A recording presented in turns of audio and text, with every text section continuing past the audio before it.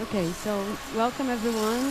Thank you so much for being here on this prime time. Bem-vindos a todos, muito obrigado por estar aqui num horário como agora, sexta-feira à noite, para discutir um assunto marxista. Eu sou a Lisa, eu sou a direita da MASE, o Centro Macroeconômico de Desigualdade, e eu gostaria de começar agradecendo a Tapera Taperá por ser o nosso anfitrião hoje, e a Beatriz e a Ana Paula Garcia por nos ajudar com a organização e com a programação da Tapera Taperá, que tem sido incrível. Nós também temos outra palestra amanhã com José Dirceu, vai ser 7 da noite, num sábado, é a mesma coisa que 7 da noite numa sexta-feira. Também quero agradecer Rayane Barros e Daniel Oliveira, que realmente ajudaram muito para trazer a Rano para o Brasil. Então, a nossa palestra hoje vai...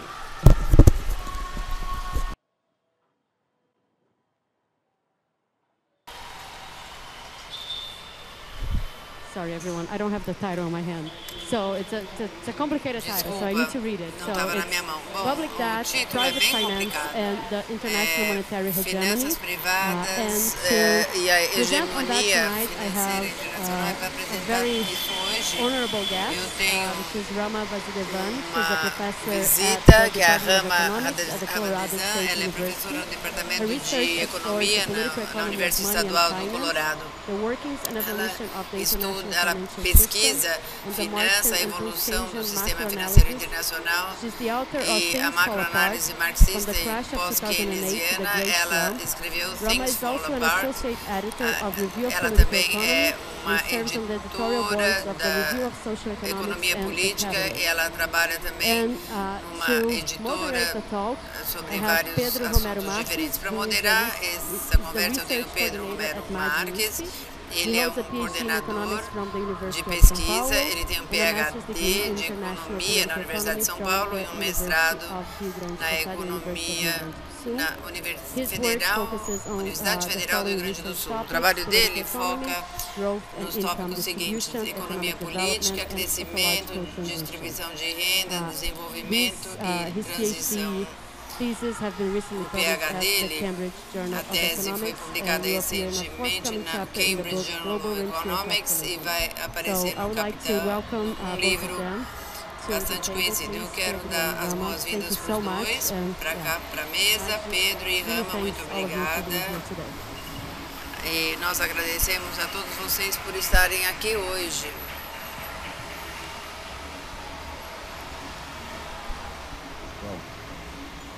Thank you very much for coming today.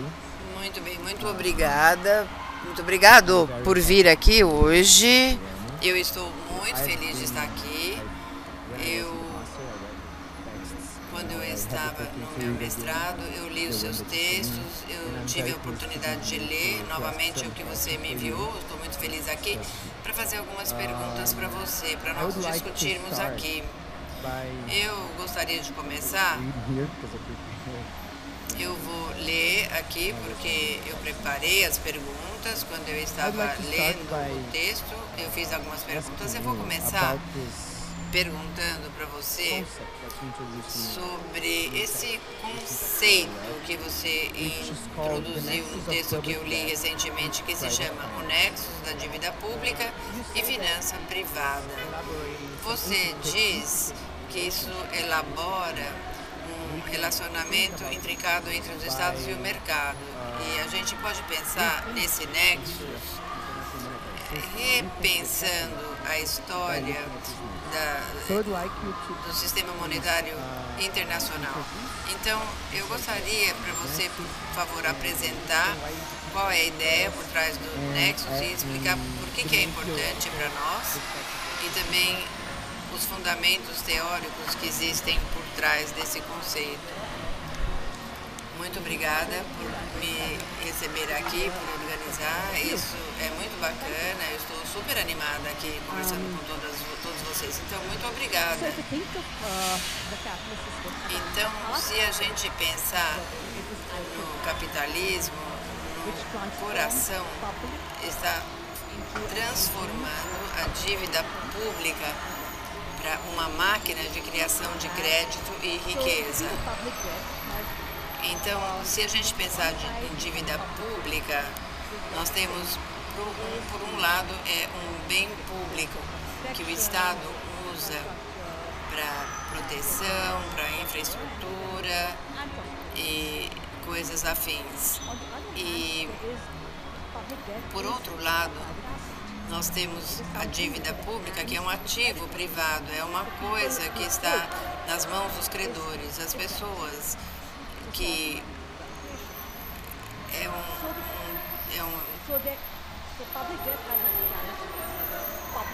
a dívida pública tem esse aspecto de um bem público e um ativo privado. E esse tipo de interação, de um lado você tem o Estado gastando e emprestando, mas isso gera uma aristocracia financeira, isso gera riqueza. Então, para continuar esse crescimento, você precisa ter um mercado.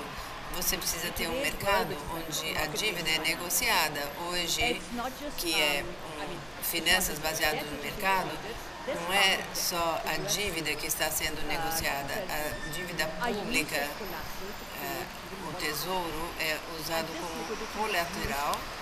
E essa liquidez é usada para criar mais acúmulo financeiro. Então, isso é o nexus. Quando o Mark fala sobre dívida pública, ele fala no contexto de acúmulo, de concentração de riqueza. E ele também fala o dinheiro produtivo é convertido em riqueza, é convertido em capital. E sem os riscos, então, para o credor,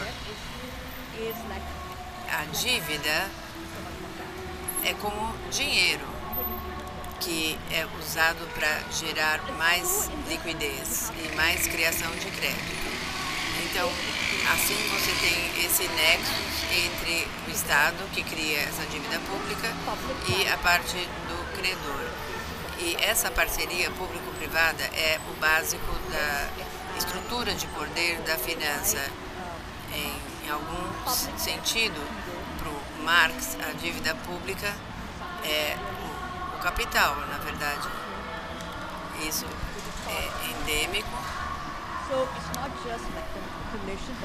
Então, não é apenas o desenvolvimento do sistema financeiro, o acúmulo do capital, tudo isso é construído em cima desse nexus. Então, por um lado, o Estado depende das finanças privadas e as finanças privadas também usa o endividamento. Esse é um loop, e esse loop de feedback é o que a gente chama de nexus.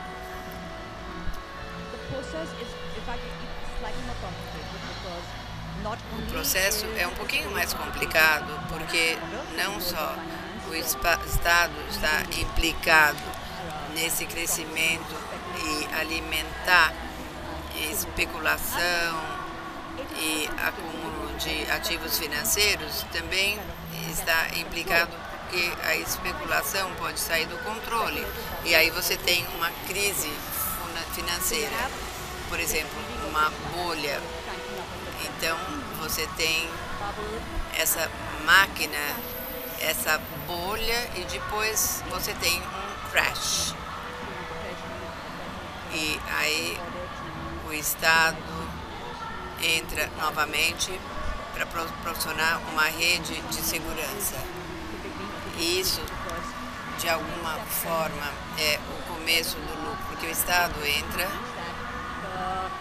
e, basicamente, isso significa que os especuladores entram e podem apostar mais. E aí você tem o próximo crash que vai ser ainda maior.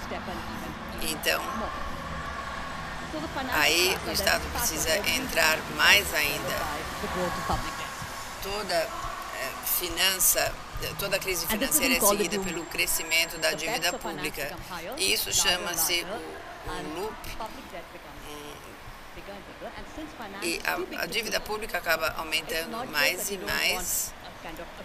Não é só que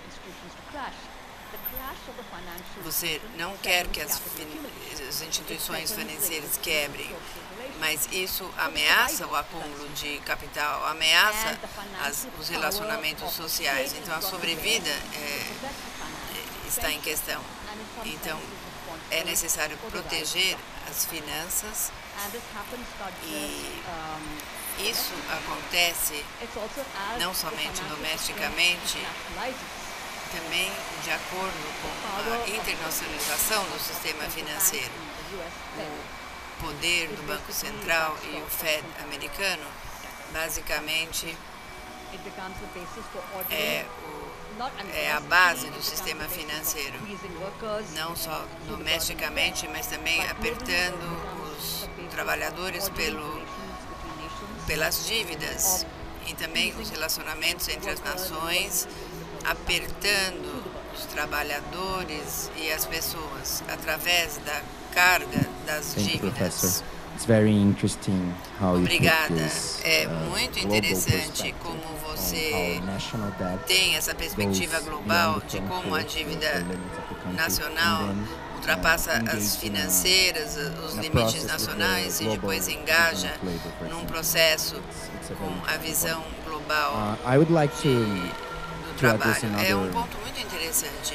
Eu gostaria de falar sobre outro assunto.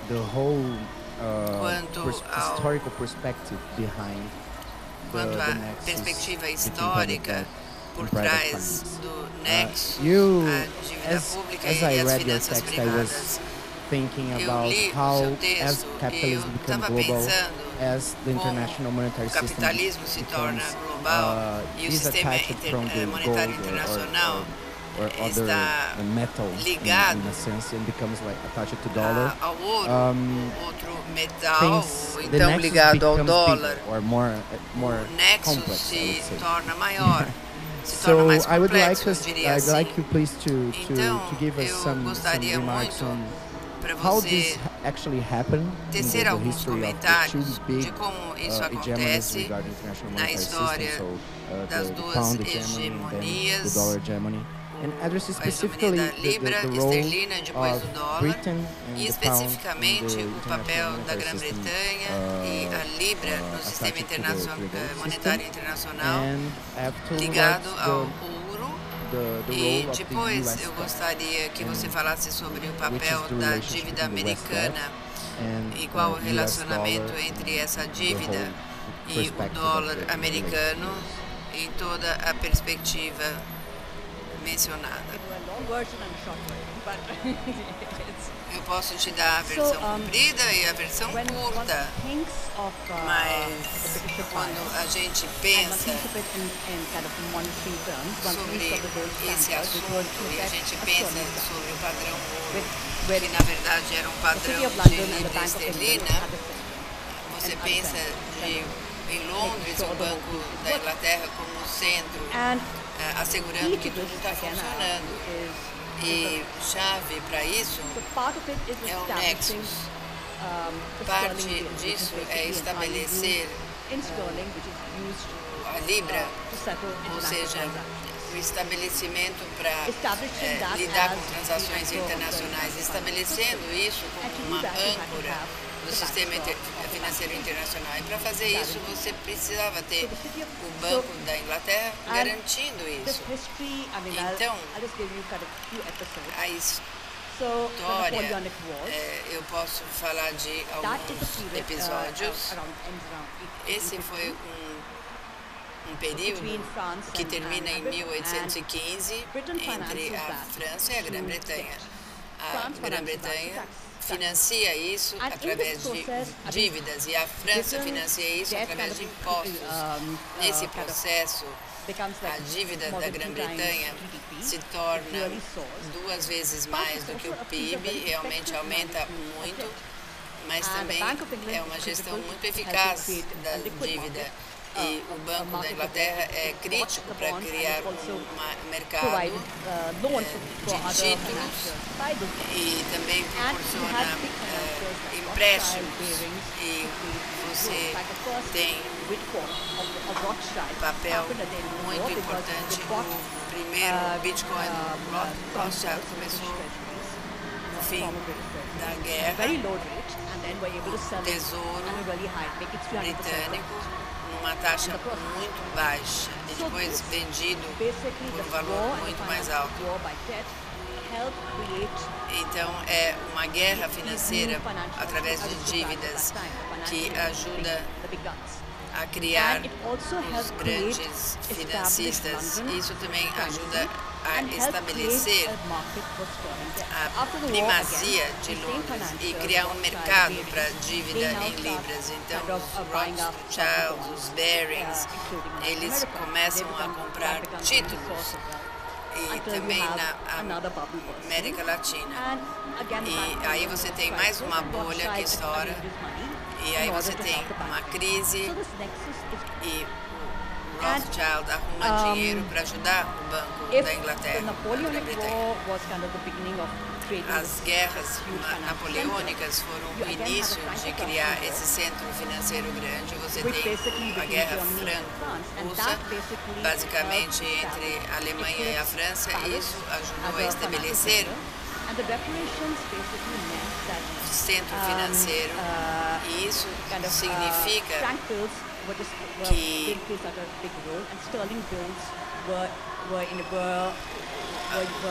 as notas esterlinas estavam muito importantes. Mais uma vez, Rothschild e Baring ganharam muito dinheiro com esses títulos, vendendo esses títulos. E então você pode ver como a dívida pública e as finanças privadas caminham juntas. Esse período teve uma internacionalização enorme nos mercados financeiros e Londres se torna o coração. E o Banco da Inglaterra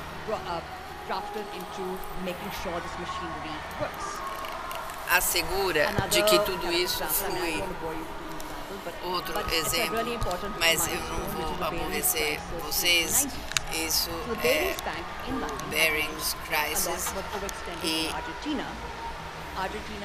isso se estendeu para a Argentina. Esse mercado estava caindo e a Baring ia entrar em colapso. Eles eram grandes demais para entrar em colapso e ia causar um problema grande. Nessa época, os Rothschilds, que eram rivais do Baring, eles ajudaram a formar esse tipo de um fundo de garantia, ou seja, o Tesouro Britânico e o Banco da Inglaterra, para prevenir qualquer problema. Isso foi uma forma de agir, e o Banco da Inglaterra agora está implicada em assegurar que o sistema financeiro está funcionando. E para fazer isso, você tem o Rothschild, eles negociaram empréstimos da França, então você tem esse tipo de negociação. Ao mesmo tempo, o Rothschild lidera um comitê para ver a Argentina. Na verdade, esse é o tipo de ideia do que acontece, e isso também significa mudanças. Você tem o Estado entrando, protegendo os credores de Londres e Paris das dívidas, usando a diplomacia. Você tem um comitê de títulos e você tem você tem sempre o Banco da Inglaterra por trás. Isso marca o começo de como o monitoramento da dívida ocorreu. Agora, indo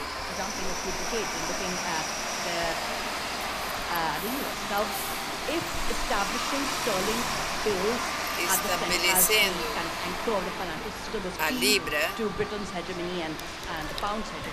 Isso foi chave para a hegemonia tanto da Grã-Bretanha quanto da Libra.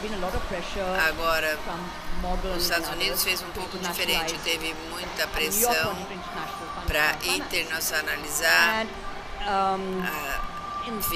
as finanças, e nesse período de intervalo o Fed teve um papel muito importante para criar um mercado para a aceitação do dólar, ou seja, a curto prazo, e criar um mercado internacional do dólar.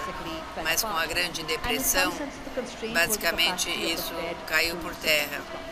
E o problema era o Fed apoiar esse mercado, mas se a Bretanha tinha a Libra, o dólar era baseado no estabelecimento do Tesouro Americano como um centro do maquinário financeiro internacional. Então, essa diplomacia de dívida, essa gestão da dívida da guerra foi crítica de como a hegemonia do dólar se estabeleceu. E você também teve as declarações alemãs que foram chave para a gestão, mecanismos de reciclagem privadas. Então você tem dívida, que é uma dívida do governo, que agora está misturada com a finança privada, e para assegurar e as coisas começam a não funcionar.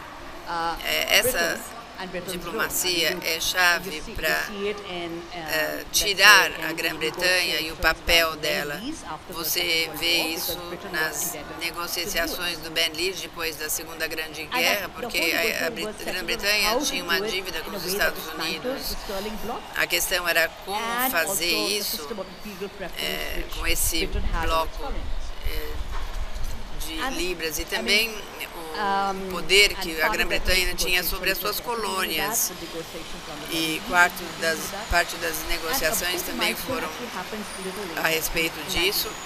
E uma coisa importante acontece em 56, a crise do Canal de Suez. A Grã-Bretanha e a França, eles estavam de acordo com a invasão de Israel do Canal de Suez.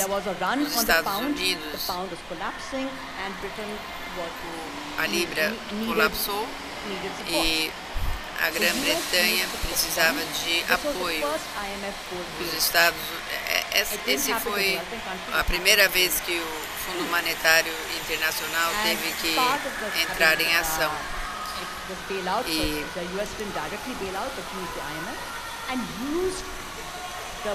E eles usaram isso para que a Grã-Bretanha saísse do Canal de Suez. Esse também foi um período onde a cidade de Londres, a City, que era o coração da hegemonia britânica, isso agora se tornou parte do império do dólar, com a configuração do mercado dólar, libra, e é aí que se encontrava o dinheiro, fortunas em dólar. Então você tem todo esse processo, e o Fed americano está num papel de ajudar a internacionalizar e ajudar as finanças americanas baseadas no dólar. E o mercado euro-dólar surgiu, então, e aí você tem essa circulação não regulada, e o banco entra em colapso. Essa é a primeira vez que o Fed, através dos swap lines, nesses mercados. Então, o Fed agora está intervindo e tentando frear esses mercados internacionais. Nós vemos isso em 2008, isso acontecer, e depois em 2020, após a pandemia, nos dois casos, o Fed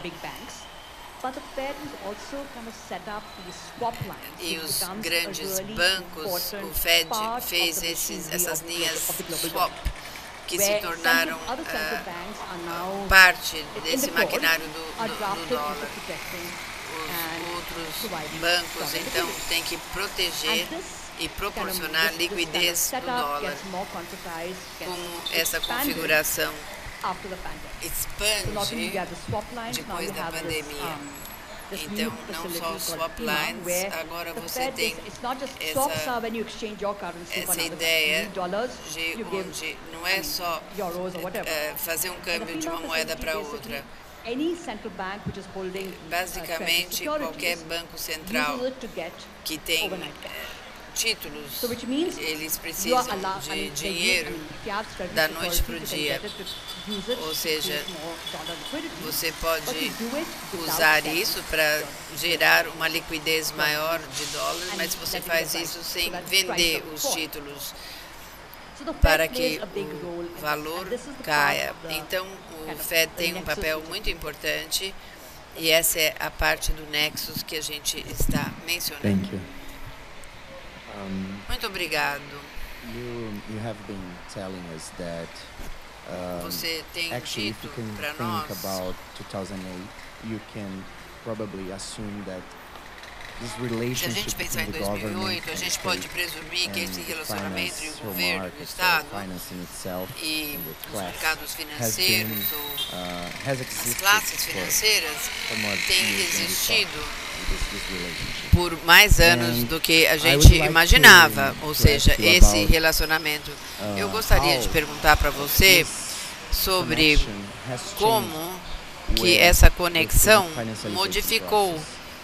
And com how o processo de when financialização finance emerges as a class e and as como capital as finanças how this surgem changes the como nexus uma between classe, finance capital and the dominante, state como and isso public debt, for muda example, o and how nexus these entre special, a dívida pública e a specific finança guys, privada no specific Estado, e como families, related to essas finance famílias capital, the específicas Rothschild, relacionadas the ao Barings, the capital financeiro, os JP Morgan, Rothschild, these os families Barings, that we know them because Chase, we hear about JP them, but Morgan, we don't know who essas are, famílias, we don't know porque where a they are, gente but they are ouve everywhere.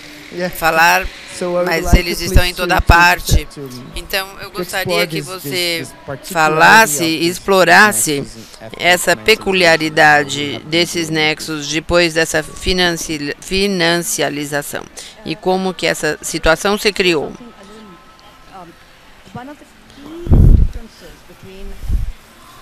Uma das diferenças-chave entre o império do dólar e da libra, no coração do domínio da libra tinha a moeda da libra. A hegemonia do dólar é uma garantia. O padrão da libra estava atrelado ao ouro. Se o Banco da Inglaterra pudesse emprestar ouro, o sistema funcionou, porque não tinha necessidade, mas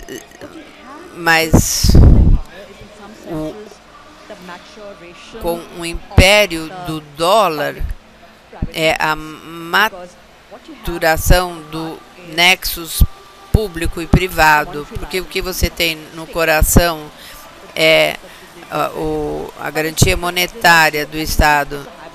Então, é um sistema híbrido. Isso apoia a finança privada. Você também tem muitos mecanismos de liquidez de dólar que é criado fora dos Estados Unidos e também gerado por entidades privadas. mas a nota do dólar é o que é importante, não está atrelado ao ouro, e o que segura é a credibilidade, a legitimidade do dólar.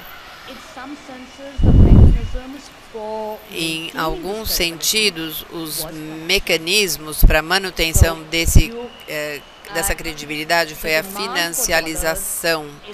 Então, a demanda para o dólar depende de todo esse processo de financiarização. E se a Libra era originalmente sobre negociações, aqui o propósito da liquidez foi completamente desligado de qualquer comercialização ou negociação ou de qualquer transação diária. Não tem nada a ver com as necessidades de comercialização. É parte dessa outra coisa. Quantas demandas são criadas, mais dívidas são criadas e a coisa vai espiralando. Você tem a família Baring, você tem as famílias Rothschild no passado, você tem essa pressão dos banqueiros de Nova York para internacionalizar tudo isso, e também o Fed americano. Você tem esse push dos banqueiros para ajudar a internacionalizar o dólar. E o que você vê, teve um período também, depois da Grande Depressão, você tem um New Deal, e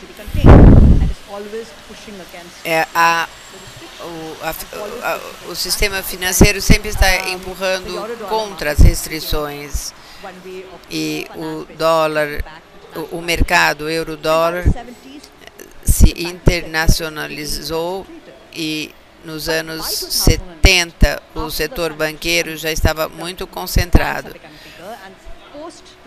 Os bancos ficam maiores, e depois da crise você tem quatro grandes bancos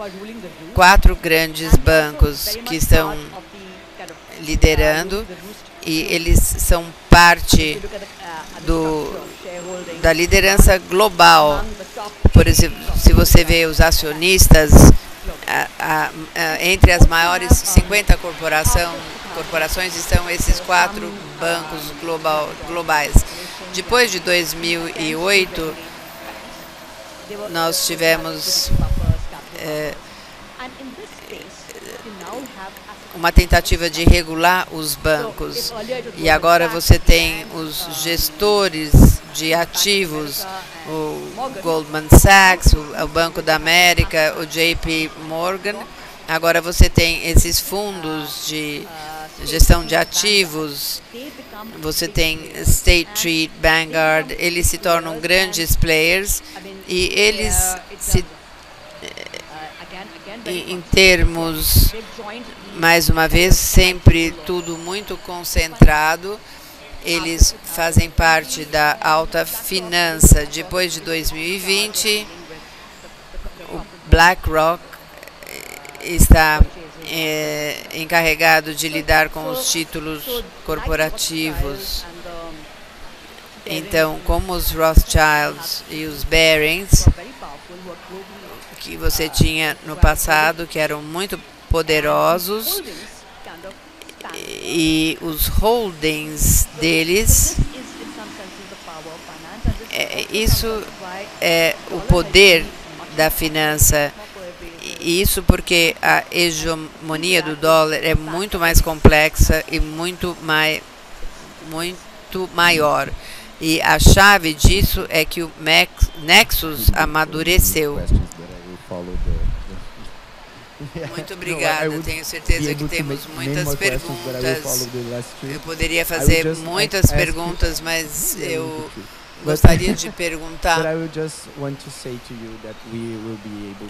Eu quero dizer para você que você vai poder fazer perguntas. Então, se você não se sentir confortável para falar inglês, anote e depois a gente pode tentar traduzir a pergunta, uma coisa assim. Você falou na sua última resposta sobre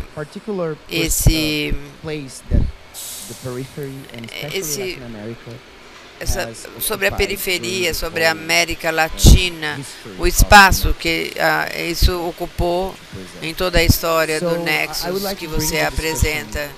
Então, eu gostaria de trazer a discussão para essa lente e perguntar para você, eu achei que foi interessante ler no seu texto, no século XIX, os Rothschilds, eles vieram aqui, bateram na porta do governo brasileiro e falaram, me paga. Aí se tornou parte do Fundo Monetário Internacional e do arcabouço dessas instituições. E agora, como você falou, eu não sabia, nós estamos experimentando, é um episódio muito interessante que ela fala no artigo dela. Teve um navio da Argentina que estava no porto, em Gana, se eu não me engano. Libertad, chamava Libertad, o navio. E aí, devido a uma solicitação de uma empresa capital, ou de um fundo, eles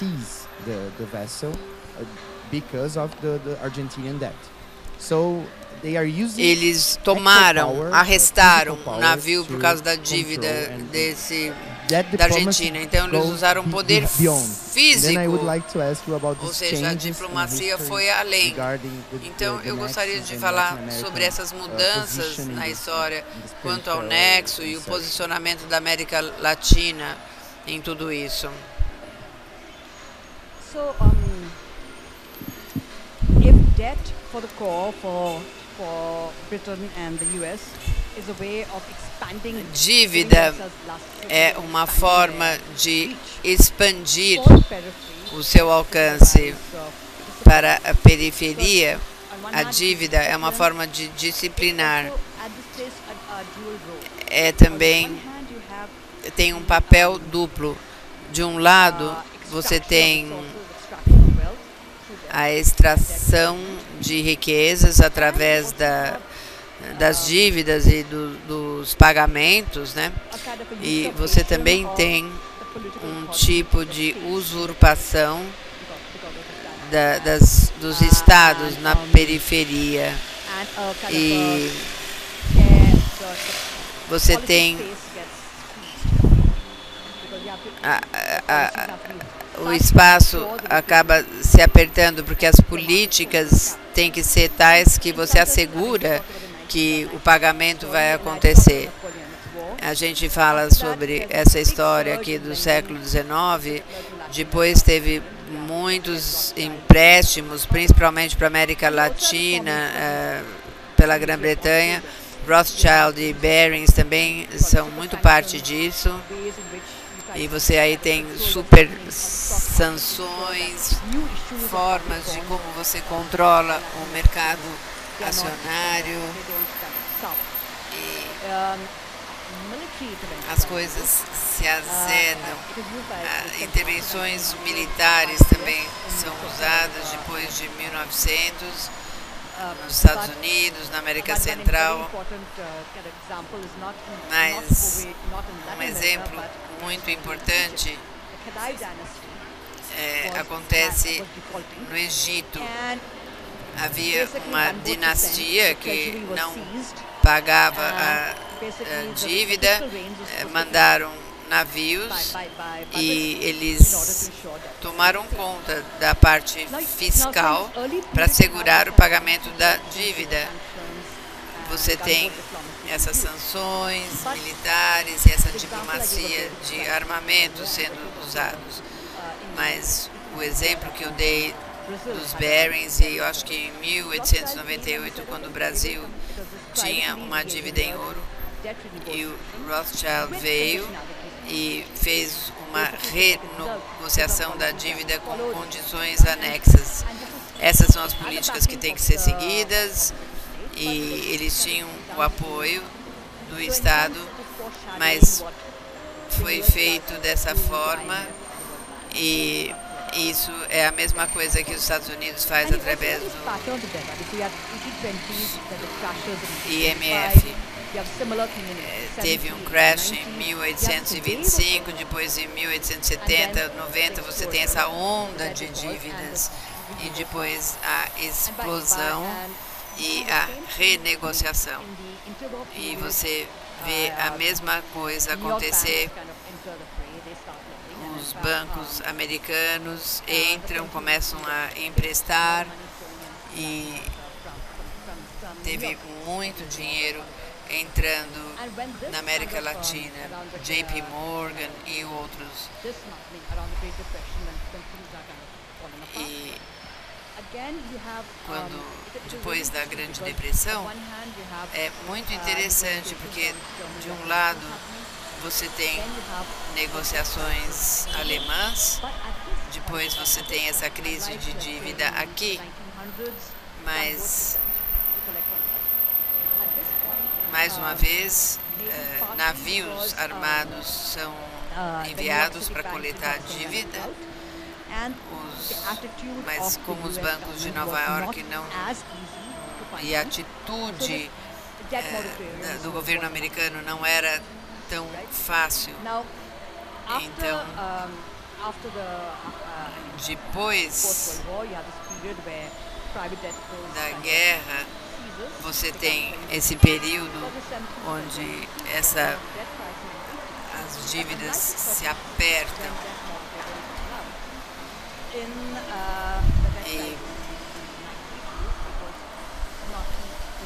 você tem essa outra crise em 1982. Por um lado, as negociações são feitas por países separados.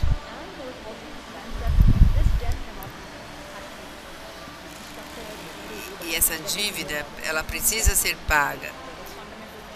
De qualquer forma, tem uma mudança fundamental, e as dívidas precisam ser pagas. Temos isso, e depois nós temos o colapso. Nós temos uma década perdida, e você tem títulos para garantir as dívidas. Isso foi prevalente na América Latina, com produtos mais complexos, a crise tequila, e depois você continua tendo mais problemas, e depois você tem esse novo surgimento e essa crise global, que principalmente acontece na África, no Paquistão. Então, nossa, tá demais, tô até com dor de cabeça. Não sei o que fazer. Nossa. Vamos lá, vou tentar de novo. Então, se o dólar aumenta, o financiamento global sofre. E isso define os pagamentos. Vê se ele consegue aumentar, porque eles estão aumentando cada vez mais. O som aqui está praticamente impossível. Tem gente ouvindo ali fora? Vê se ele consegue dar um ganho aqui, porque eu estou até sem ouvido aqui. Eu vou esperar um pouquinho, ver se ele... Pessoal, eu dei uma paradinha aqui porque o som aqui atrás está cruel aqui. So I think it's something like this. That's the nexus, yeah. But it becomes clear right now when we see esse é o nexo, mas se torna claro de que como isso pode continuar para sempre. Não, para sempre é socialismo. Eles aumentaram aqui o som para mim, que bom. Eu gostaria de fazer uma última pergunta para você. E eu acho que todo mundo está tentando entender esse momento, esse cenário internacional, como as coisas estão evoluindo e a possibilidade de uma transição hegemônica entre os Estados Unidos e a China, e como as diferentes formas da construção do Estado da China, o relacionamento da China com o sistema monetário internacional. O que você pode falar sobre olhar o nexus da dívida pública e a finança privada e essa possível transição, vendo a crise do dólar e a possibilidade de restaurar a capacidade do dólar para continuar a ser a moeda global? Algumas das contradições do momento presente podem ser vistos esses arranjos do dólar, e há uma proposta, por exemplo, de dolarizar a Argentina. E aí você vê as contradições do nosso momento. Você tem essa crise global que está acontecendo, foi o choque da pandemia, depois disso a guerra na Ucrânia, o juro aumentando, choques de suprimento, alimentos, os países em desenvolvimento foram bastante atingidos, então mais de 60% dos países estão em dificuldades. Você tem muitas inadimplências nos últimos anos, na beira de uma crise. Se você olha o IMF, eles falam, os Estados Unidos, a dívida está alcançando e vai ser maior do que a Segunda Guerra Mundial. Precisamos nos preocupar. Então, nós estamos nessa fase de um ponto contraditório. Por um lado, você tem essa preocupação sobre a carga do dólar, sobre as sanções e como isso pode ser definido, e você tem essas formas alternativas não baseadas no dólar para acertar negociações. E você também tem esse papo da erosão do dólar. E as reservas caíram de 70% a 59% nos últimos 2 anos. Mas o que é engraçado, então, as reservas de dólar caíram, mas isso não foi para o euro ou para o ien, foi para o dólar australiano, o dólar canadense, o won e algumas outras moedas. Então, o yuan, além disso, as outras moedas são parte da fortaleza do dólar. Todos são parte. Eles dão elasticidade ao sistema do dólar de uma certa forma. Então, essa diversificação, mas um polo se formou em torno do yuan. Eu acho que a internacionalização não é deslocar o dólar, é porque a China não gosta de estar sob a sombra do dólar e quer criar um espaço para uma autonomia, quer ter os seus relacionamentos que não dependem do dólar, querem ter outros canais. Então, definitivamente, isso está na agenda. Mas isso sozinho não vai substituir o dólar. Só cria um espaço de respiro em algum sentido. E depois você tem toda essa conversa de desdolarização. Uma enquete recente de bancos centrais, o número de bancos centrais que querem aumentar os valores em dólares aumentou bastante. O número que queria diminuir a quantia em dólar foi de 8% a 3%, uma coisa. Então, há muitas contradições.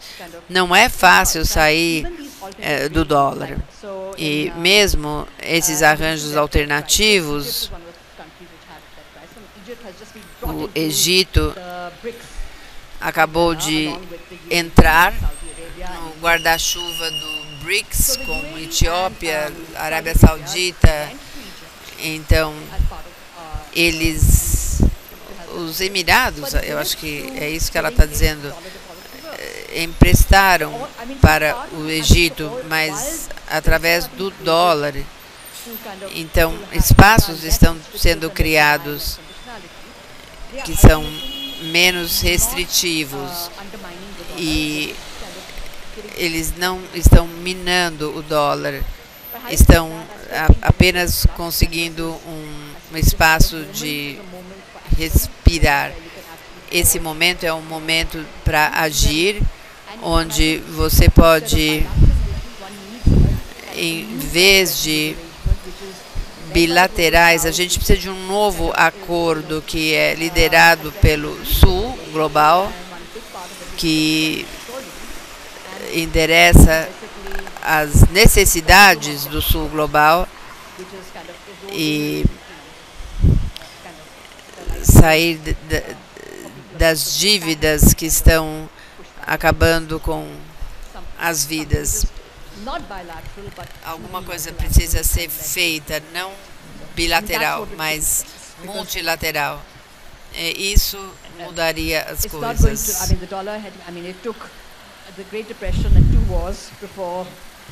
Demorou uma grande depressão e 2 guerras para as coisas mudarem da libra para o dólar. Então, não vai ser fácil. Não vai ser fácil essa mudança. Obrigado. Eu gostaria de convidar você a responder algumas perguntas. Temos 3 perguntas, perfeito. Vamos lá.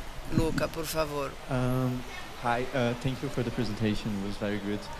Obrigada pela sua apresentação, foi excelente. Do começo da sua conversa, uma coisa que apareceu na minha cabeça é o argumento, e eu concordo, todo mundo tem um nexus entre finanças privadas e o Estado, mas nós sempre vemos, mesmo no Norte, e principalmente no Sul, a dívida tem uma economia política que limita a capacidade do Estado acumular dívidas, proporcionando dívidas para o setor privado. Por exemplo, você tem nos Estados Unidos, você tem o Stability Pact, você tem o IMF, o IMF. Como é que você interpreta essa contradição entre o fato de que eles precisam de títulos para operar com liquidez, mas também aperta a capacidade do Estado de proporcionar isso?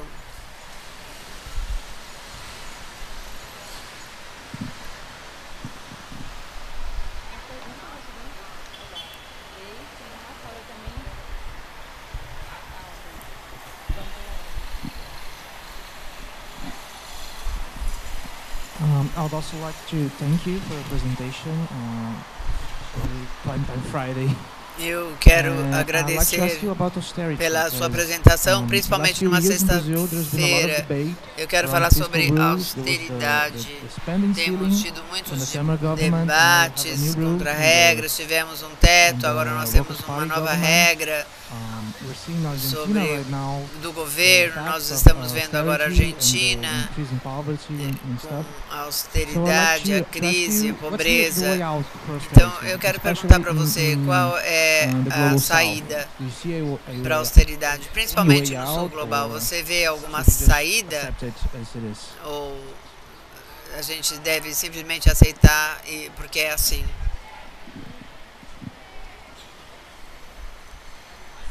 Thank you, Professor, for your nice presentation. Obrigada, professora, por sua apresentação muito top. He talks about o livro 3 do Capital do Marx, ele fala sobre capital fictício e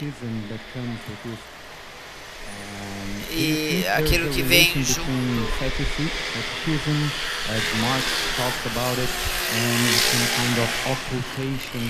Ele fala sobre algum tipo de ocultação desse nexus entre o Estado e o setor privado. Você acha que tem algum relacionamento entre o trabalho, entre a teoria do valor e aquilo que você está falando, esse nexus? I don't know, I'm a little shy to ask my question because it might show a misunderstanding. Estou com vergonha de fazer minha pergunta, porque pode mostrar que eu não entendi alguma coisa. Mas é um pouco do follow-up do Luca e da pergunta dele. Então, basicamente, conforme você está falando, eu estou pensando, bom, tem uma contradição no discurso da austeridade, uma contradição interna. Isso é diferente quando você pensa nisso no sul global e nos Estados Unidos, que é o centro. Então, o que eu entendo, você pode pensar a austeridade como uma combinação do ciclo, mas o que a austeridade, para que serve no Oeste? A austeridade não seria uma afronta a essa hegemonia? Se houvesse uma diminuição de dívida pública nos Estados Unidos, quais são as forças atrás do discurso da austeridade e como se relacionam com as forças que estão ganhando com esse processo?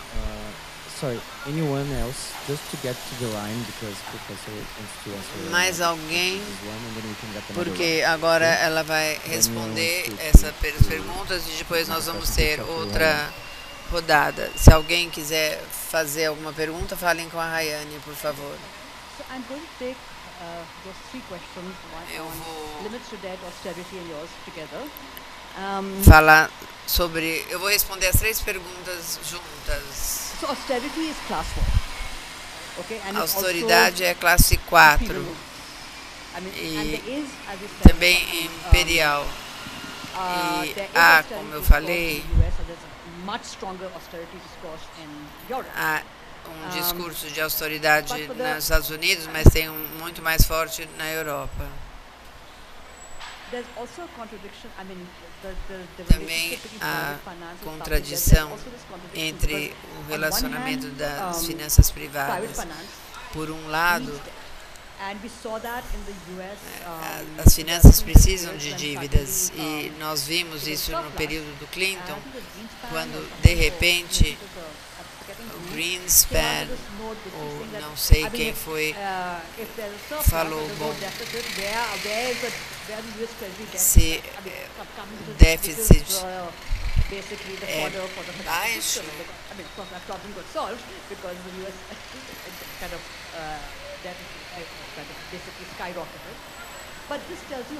basicamente a dívida aumentou muito nessa época.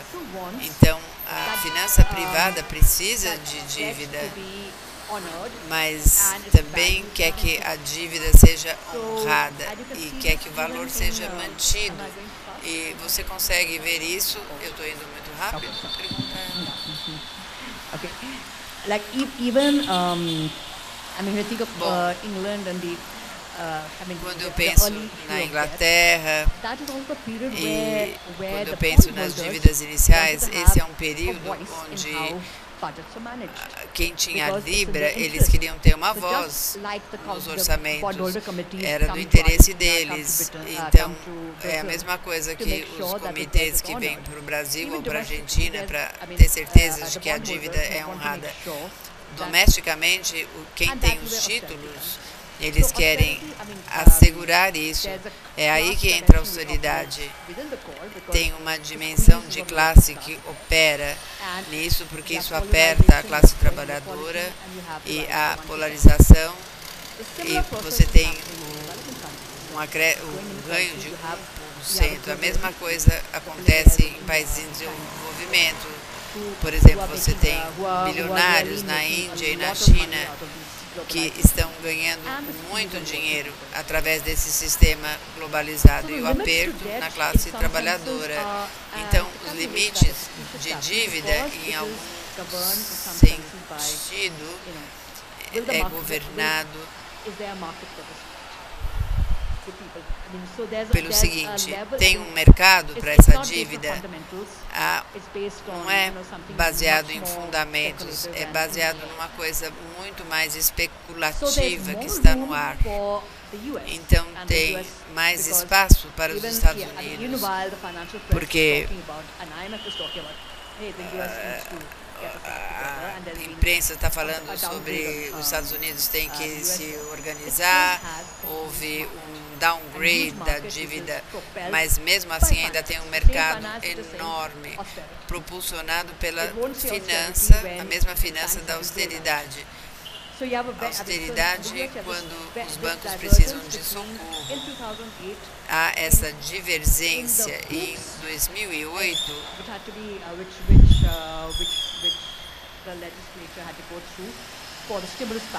o legislador precisou dar um pacote de estímulo, mas eles usaram provisões de emergência e socorreram os bancos com muito mais facilidade em 2020.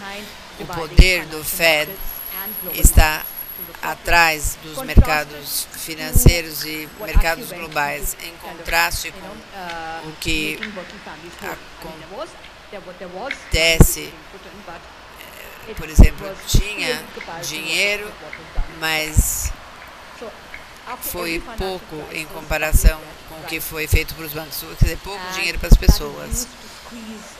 E isso é sempre usado para apertar a segurança, a parte social. Você não tem esse tipo de aperto quando você gasta numa guerra, por exemplo. Então, tem essa dimensão. Os limites de dívidas são, em certo ponto, políticos, e a austeridade é um ato político, e você tem essa contradição. Então,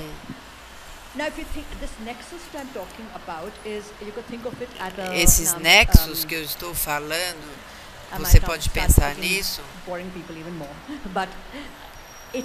Eu acho que eu vou começar a chatear vocês, mas a teoria do valor é um nível mais alto de abstração.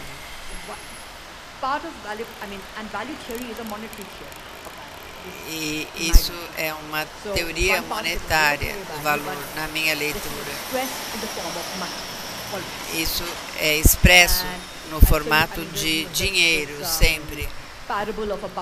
Então, essa coincidência de wons, porque se você tem troca, se você tem câmbio, você tem dinheiro, isso expressa valor. Então você tem essa teoria monetária do valor, mas se você pensa na teoria do valor, você tem commodities que tem valor usado e tem valor de câmbio. E o valor de câmbio é expresso como dinheiro. Então você tem commodities e você tem dinheiro. Então você tem essas duas coisas, mas nesse processo você também tem a emergência do estado comercial. Então agora você tem a classe mercantil que está adquirindo dinheiro que é uma das formas originais do capitalismo, mas vai além disso. Você tem um Estado global e agora o dinheiro não é só para criar e acumular ativos financeiros e a dívida pública. Então, isso representa a capitalização das riquezas e a expropriação das pessoas. Porque como é que essa dívida vai ser paga? Basicamente,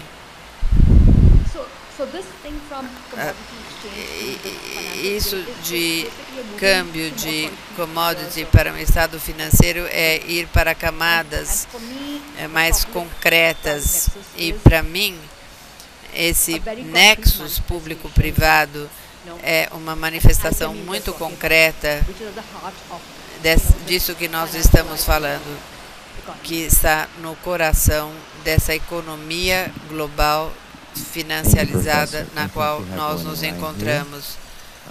Obrigada. Temos uma pergunta alinhada aqui.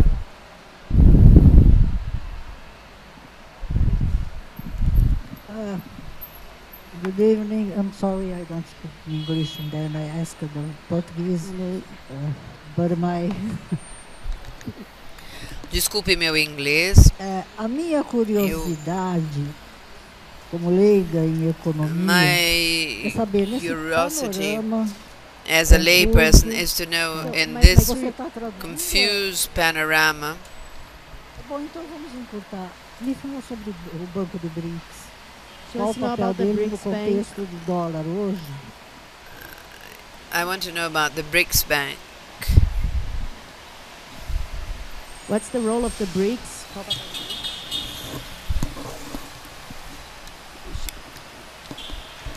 So if the crisis at the state of the South, the Rio Grande do Sul, the state that got the flooding. A crise no Rio Grande do Sul, um estado nosso que foi inundado, por causa das inundações, o Banco BRICS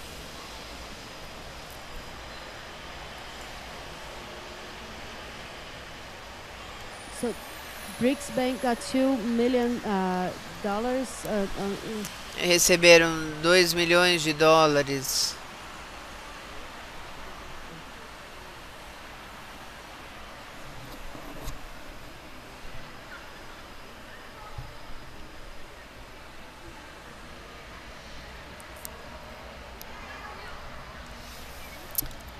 Tem uma pessoa fazendo uma pergunta e ela está sendo traduzida, pois a que está perguntando não fala inglês.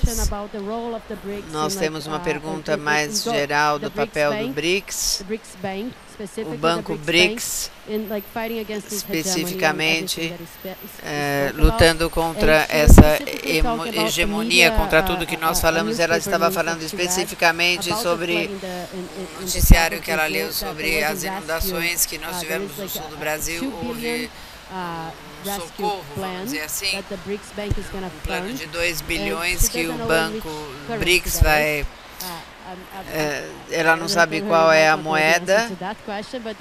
Eu falei que talvez você não saiba a resposta, mas essa é uma das perguntas. Mas acho que, em geral, a pergunta é em que moeda um banco como o BRICS opera.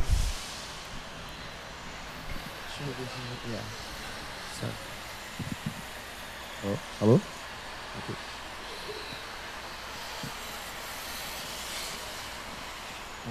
Thank you for your exposition, Professor. My question, first, just a remark about Obrigada pela sua posição. Bem, primeiro eu gostaria de falar sobre a austeridade. Eu quero dizer que esse discurso é sobre colocar um limite, mas não as políticas. Então, quando você olha a lei brasileira de responsabilidade fiscal e todas as medidas que vieram depois, isso não coloca nenhum limite, pelo contrário, limita apenas os gastos primários.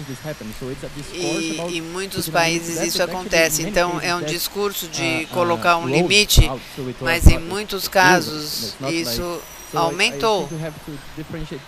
Então, eu acho que a gente precisa diferenciar o discurso de austeridade das políticas de austeridade. Então, essa é a minha pergunta. Na verdade, minha pergunta, a colega perguntou sobre uma saída. Eu vou ser mais específico e orientado a políticas. Nós estamos vendo agora na Bolívia a mesma coisa que aconteceu em outros países ao redor do mundo. Eles estão ficando $100, então eles estão mudando as políticas, incluindo, por exemplo, políticas de alimentação, soberania de alimentação. Eles estão exportando mais alimentos. Então a pergunta é, muitas pessoas elogiam o Partido do Trabalhador, a administração prévia, porque eles construíram uma reserva internacional em dólar, e tem um debate sobre o que a gente deve fazer, a gente deve manter ou usar, porque isso constituiria uma reserva. Isso é melhor do que a austeridade. A austeridade não é uma solução, mas ter uma reserva internacional seria bom para manter uma certa autonomia. Essa é a minha pergunta. Thank you, Professor. I will try to do my question in English, but Vou tentar fazer minha pergunta em inglês, mas se for confuso, você me fala, eu faço a pergunta em português. Eu começo a pensar na versão ambiental desses problemas entre países do norte e países do sul, nesse nexo que você mencionou, porque há um discurso sobre o uso de recursos naturais no mundo e os países que ainda têm esses recursos naturais. A capacidade de ser positivo está no sul. My question não is entendi in this direction. I don't know if I've been too far and minha pergunta está nessa direção. Talks about this, Não but sei se eu fui. we can see a environmental Você version of falou this sobre isso, constraint mas a and gente this pode ver nexus that you commented. uma visão ambiental dessas restrições e desse nexo que você mencionou. Eu vou fazer um pequeno comentário e vou perguntar para você sobre desenvolvimento num sentido mais amplo. Eu acho que a gente está falando como escapar, como desenvolver. Então eu gostaria de ouvir isso.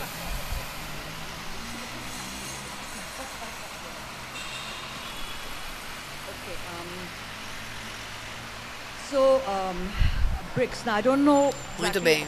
about the BRICS. in the south of Brazil. Não sei But BRICS does, like, o que aconteceu no sul do Brasil exatamente, mas o BRICS faz coisas, alguns dos arranjos são em moeda local, então você faz esse tipo de arranjo, mas também proporciona reservas em dólar. Então, nesse sentido, não mina o dólar, e você vai ver isso nas sanções. Os bancos não podem passar pelas sanções que foram impostas. Da mesma forma da China ou outros sistemas que podem ser ignorados. A expansão do BRICS é interessante. É sinal emergente, mas não é coerente. E isso vai determinar para onde vai. Então, essa questão, depois de 97, a crise asiática, os países asiáticos começaram a juntar reservas de dólares, porque eles falaram, bom, as coisas estão voláteis, nós estamos sujeitos às vontades dos investidores globais. Então, a única forma de proteger é ter dólar. E isso tem sido analisado porque o dólar, esse monte de dólares, na verdade, é uma linha de crédito para o Oeste. Então, é uma resposta à hegemonia do dólar, fortalece a hegemonia do dólar, é parte do privilégio exorbitante, por assim dizer. Então, você não tem escolha, as reservas de dólar são uma parte importante de uma proteção contra a fuga de capital, mas também tem um custo. E então, estimativas é um custo significativo. Então, vamos dizer, os dólares em excesso da Arábia Saudita, se você tem fundos soberanos, você deve investir em princípios do mercado. Então, tem esse tipo de empurra. Então, parte dos BRICS e outros tipos de arranjos, você tira essas reservas e você faz com que sejam disponibilizados para os países que precisam. Isso está esticando o sistema, porque o sistema é elástico.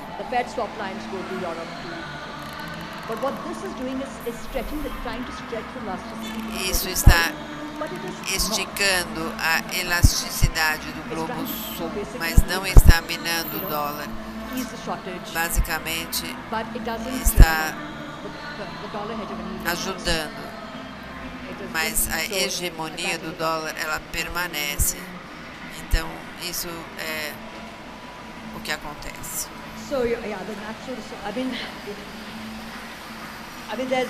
There's definitely an environmental constraint on accumulation.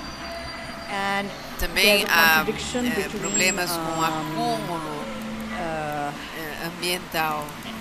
Há uma contradição entre... Na verdade, eu não estou respondendo a sua pergunta, mas há uma contradição entre a crise na qual nós estamos e a janela estreita que a gente tem para, na verdade, fazer alguma coisa, não só na mudança climática, mas outros limites que estão sendo ultrapassados. A forma que o Banco Mundial e o IMF e as finanças estão tentando lidar com um problema que se chama consenso de Wall Street. Então, nós precisamos, os estados eles têm uma limitação de orçamento e eles deveriam estar atraindo investimentos privados, de investidores privados, garantindo, tendo certeza que os retornos são garantidos. Então, você proporciona garantias de demanda e é uma rede de segurança para atrair capital privado. Então, aquilo que deveria ser gasto no investimento privado, você está... A política é atrair o capital e aí o dinheiro não vem.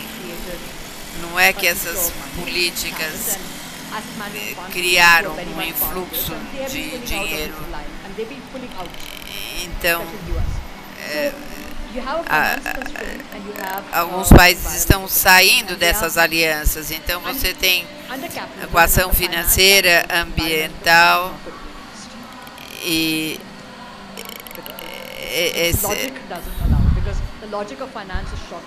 a lógica da finança é curto prazo e o horizonte é muito mais amplo. Então,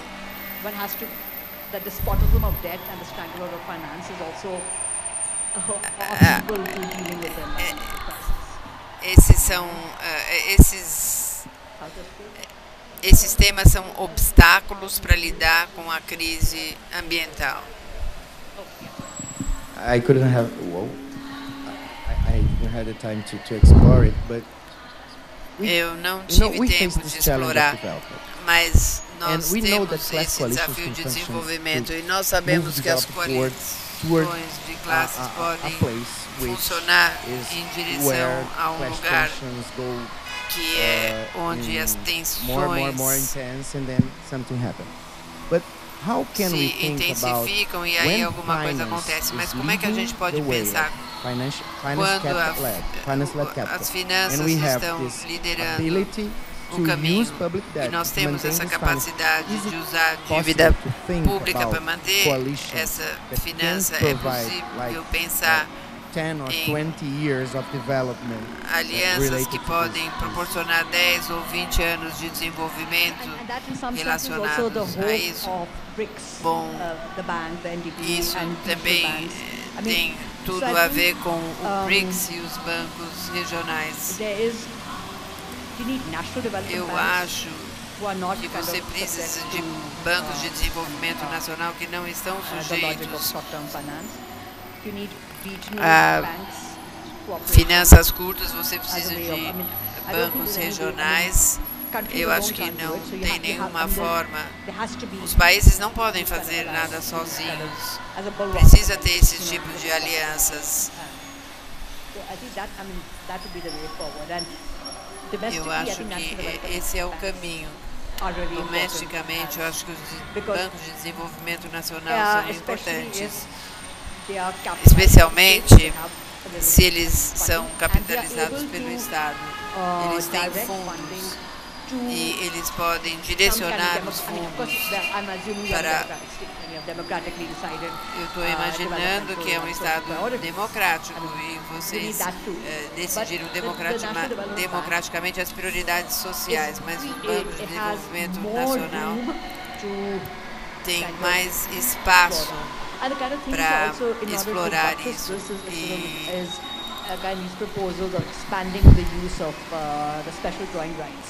A expansão direitos é uma venda difícil porque eles estão sob o controle dos Estados Unidos, mas você pode realocar, expandir e dependendo disso, então isso se torna uma forma dessa liquidez dos bancos regionais e nacionais. Então esse é o tipo de arquitetura que a gente tem que pensar e trabalhar em direção a. Muito interessante, porque nós temos mais 10 minutos. Nós temos 10 minutos. Acabo de ver. Nós vamos agora para a última pergunta.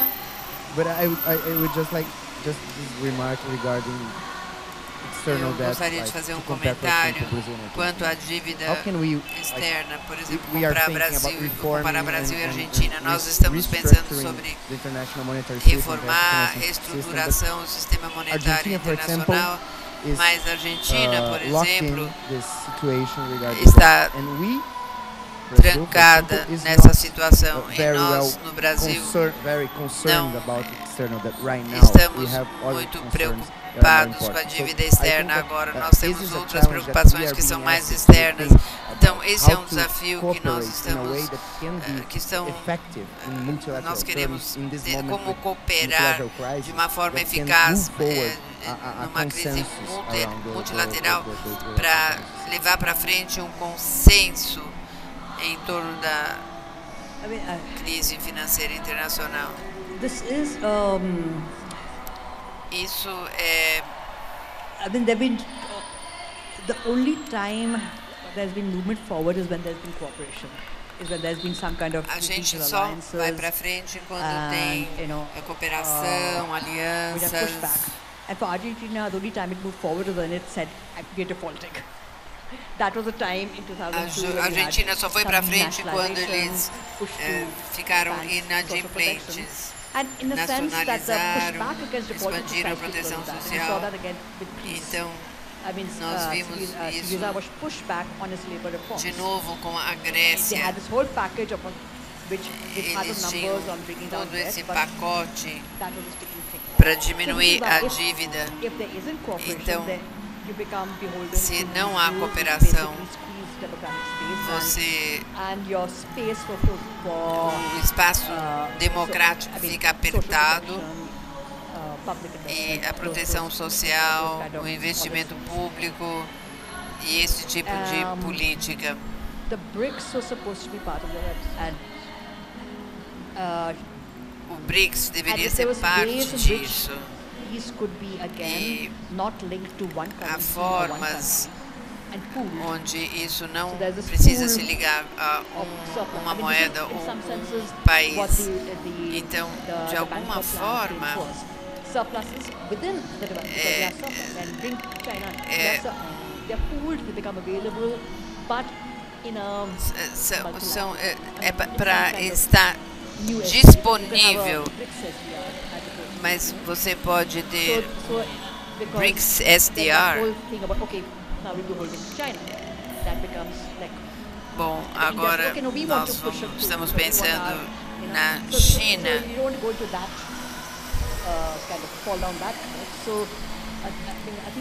Você precisa se adaptar. Você pega o excedente, disponibiliza. Algumas dessas crises são a curto prazo e também tem crises mais longas e há excedente para projetos de investimentos a longo prazo. Nós estamos numa posição interessante de que há excedentes que devem ser usados. Quick question. Última pergunta rápida. Outro tópico totalmente. Eu acho que você está falando como isso possibilita o acúmulo em geral. E minha pergunta é o seguinte. Por exemplo, impostos aos ricos ameaçam esse nexus que você fala e nós vamos ter nós vamos ter um revide desse grupo, nesse movimento. Bom, nos Estados Unidos, você teve esse imposto dos 1%. Então nós dizemos o seguinte, a gente mantém os lucros e não coloque impostos. Então é um estado de dívida. Então isso é muito concentrado. E se segurar a dívida pública